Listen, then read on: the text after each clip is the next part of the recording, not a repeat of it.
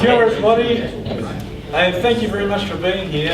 We've got a great panel here today, but we also need people to participate in the panel, so I really appreciate that you're here. So without you, it wouldn't happen. We'll do some quick introductions.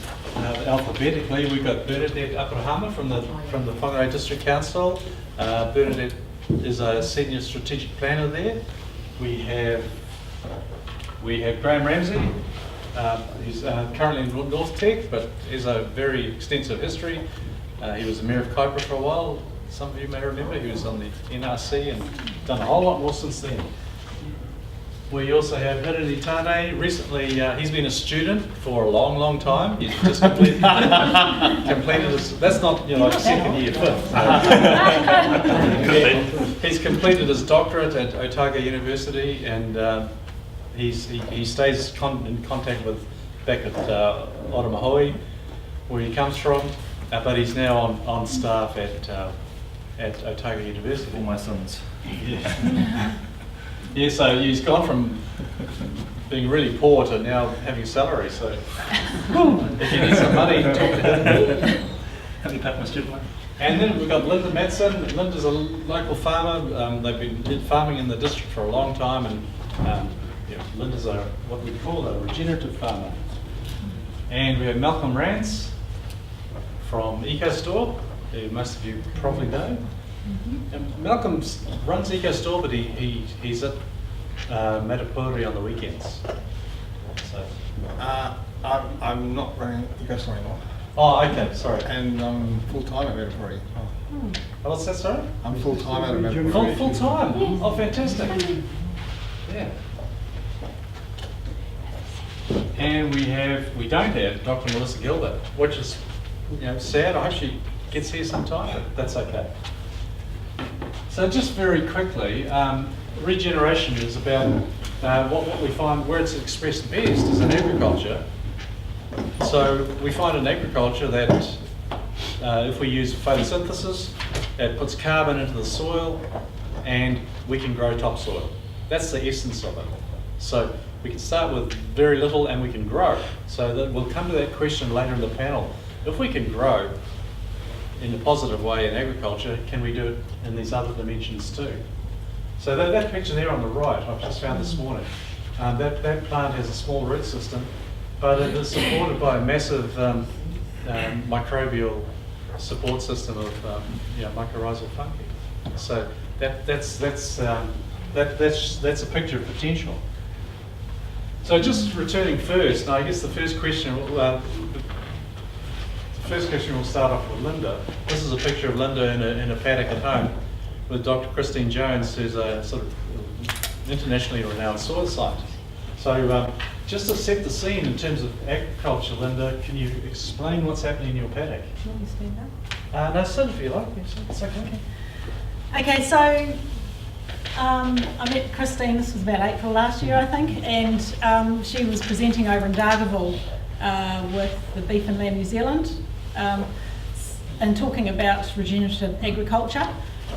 I opened my mouth and I said on our farm back in Whangarei, we had this incredible paddock that had actually been our worst paddock on the whole farm the year before, and we had trialled putting in some new grass species. We had a program over the autumn where we grazed it down hard, and it was a paddock that was always sick and yellow looking and only grew about that long and never grew any further, even when cows had been out of it for about 2 or 3 months.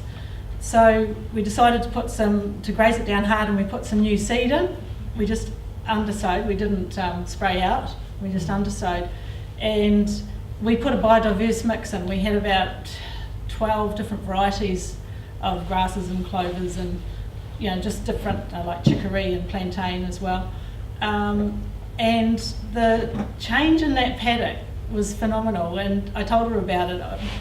Before we did the replant, I wanted to know why this paddock was so bad, and we did a spade dig and found that there were 0 worms in that paddock, in a spade dig. And that was 20 metres in from a fence, and we went 20 metres over the fence into another paddock, and found like we had 25 worms in a spade dig, but 0 in the paddock that was poorly performing. And after doing the biodiverse seed mix into that pasture, it didn't get any other special treatment, suddenly it came to life. The soil actually came to life, and it was green and it was lush, and it became, in that sort of within that 12-month period, it became like the best paddock on the farm. So it was quite just a really phenomenal paddock. It's still going really well now. It's got tons of feed in it. So that was the day that we were investigating that, because Christine was keen to come and have a look.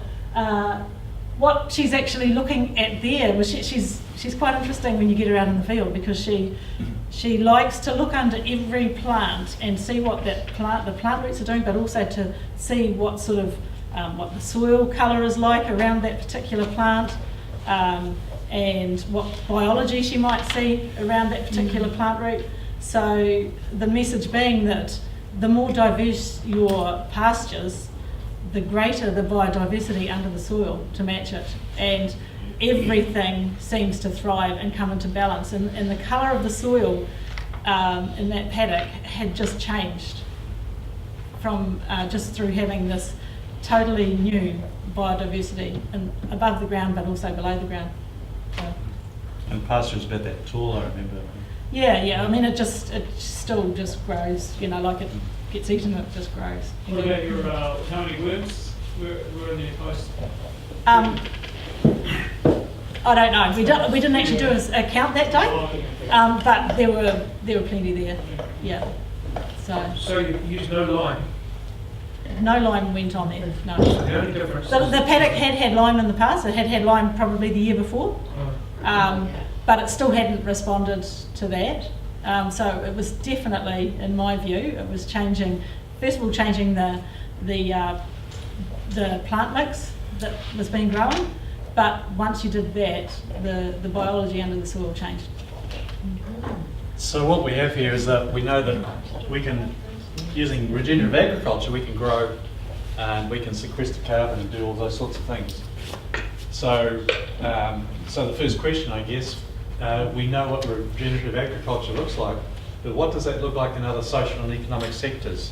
I should say before we start with the others that it's very hard to answer this question in a way, because we're still really at the beginning, you know. So we have no experts here, but we have some people who do some great things. Yeah. Who would like to kick off? You would. Don't all fall out at once. Thank you everyone for providing a space to talk about this. But I'd be remiss not to begin by tika ngā mihi ki ngā marae maha o tēnei o ngā rohe, me te haukainga ko paratia nei te huarahi. And I start off by acknowledging those marae, because that's apparently why I've been brought up to have a talk about is the marae context in which the concept of regeneration might be considered within.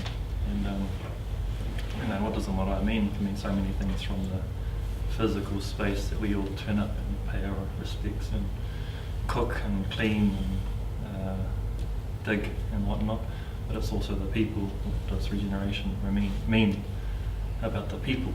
Do we have descendants coming through contributing to the health and well-being of our marae culture? Also, more broadly, the papakainga. What about housing, our kaimātua housing, our kuia housing, our landscapes in between, which is where some of the agricultural ideas and the permacultural ideas and planting might be considered. So it's quite a broad thing for me to, as a non-expert, which I like that. So despite spending however many years, 10 or so years at university, I feel that was just avoiding growing up.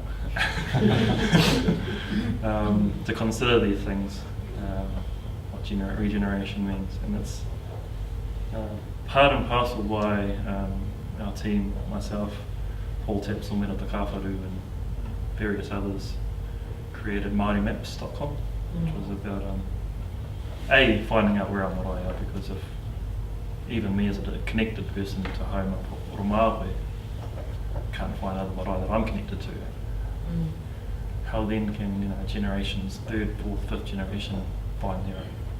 And so that was the underlying philosophy. So if they can find the marae, if our descendants can find the marae, then maybe, at least in very some small part, regeneration might occur naturally. But it's going to take a bit more proactive. And I only can speak from my small farm piece of patch up north in Oromawe and what we're hoping to engage with in the future. And if it's through wānanga, then our staunch wahine is definitely leading that. If it's through whaikōrero, then we've got our remnants of our kaumātua and knowledge holders, male and female, passing on. But it's like any marae around the country, it's a battle in getting our younger members connected. And it seems to be at that 50-year-old space, which are really starting to thinking, well, actually, hey, what can we start doing now?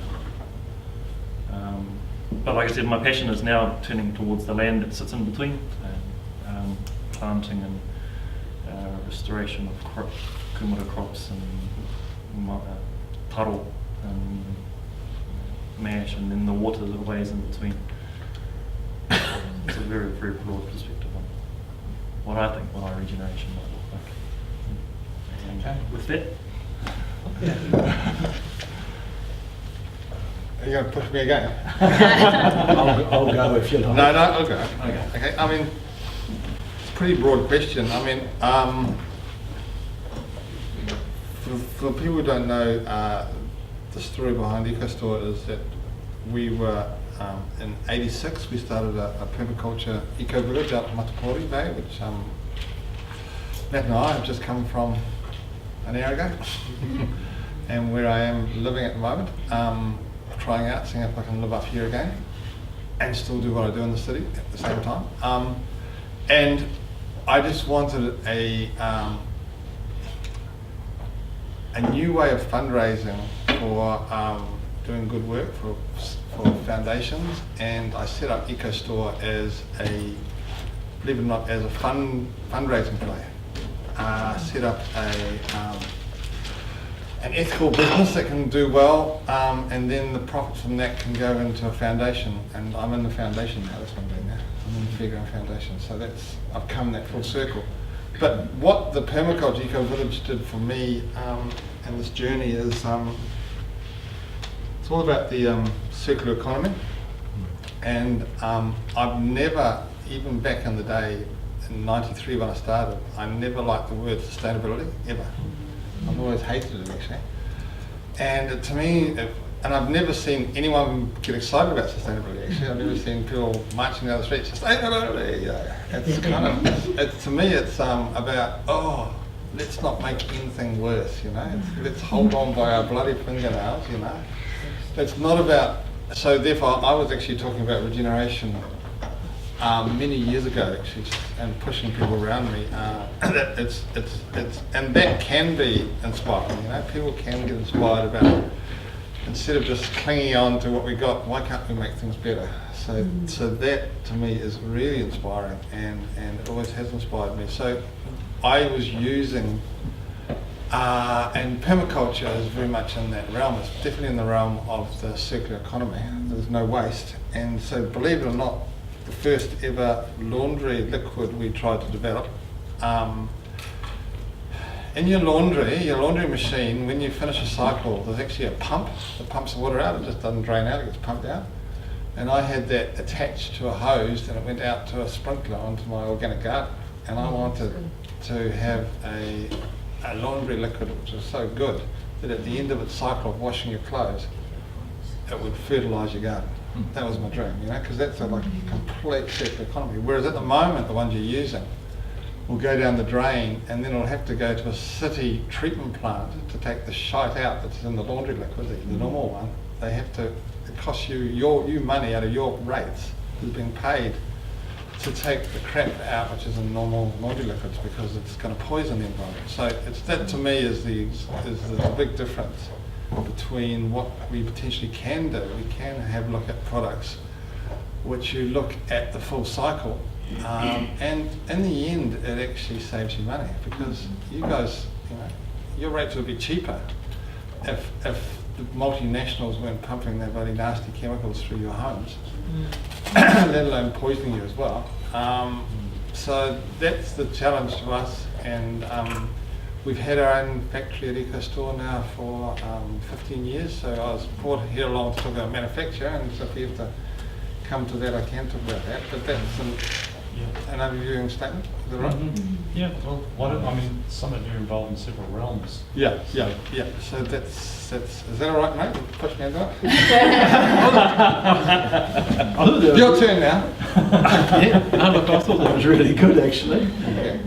because I like to start with the definition of anything, and the definition that I found that, and this is a point at which at my age you put on the chemist glasses, says that regeneration is matching the essence of all stakeholders in a stream of value, holding in such a way as to grow the capacity of each actor and the health of the system itself. And I think that's quite a good definition, but for me, your definition is better, which is to say that regeneration is about those people, or saying sustainability doesn't go far enough. Why should we just do no more evil than we have done already?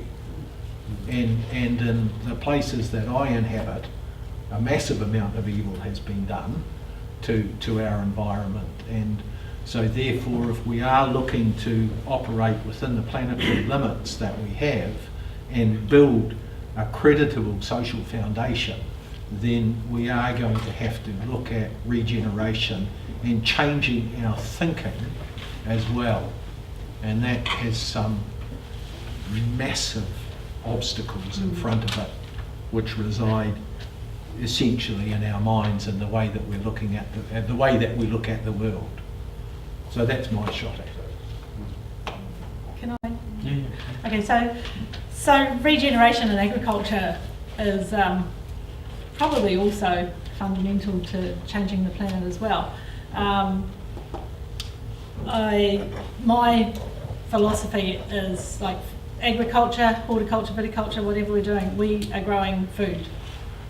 We're growing food for the wildlife, but well, not the wildlife, but the animals. But we're also growing food for humans and therefore the planet. In New Zealand, we're kind of unique because we can produce so much food, way more than we can ever consume. So we're net exporters. But I think we've been on a bit of a slippery slope with the conventional systems where the food quality we've been growing has been deteriorating, and that's where regeneration comes in, because we need to ensure that we get quality back into the food. It needs to be nutrient dense, and it needs to, my philosophy is, I've seen what can happen with the microbiome of the soil if you get the biology working in the soil.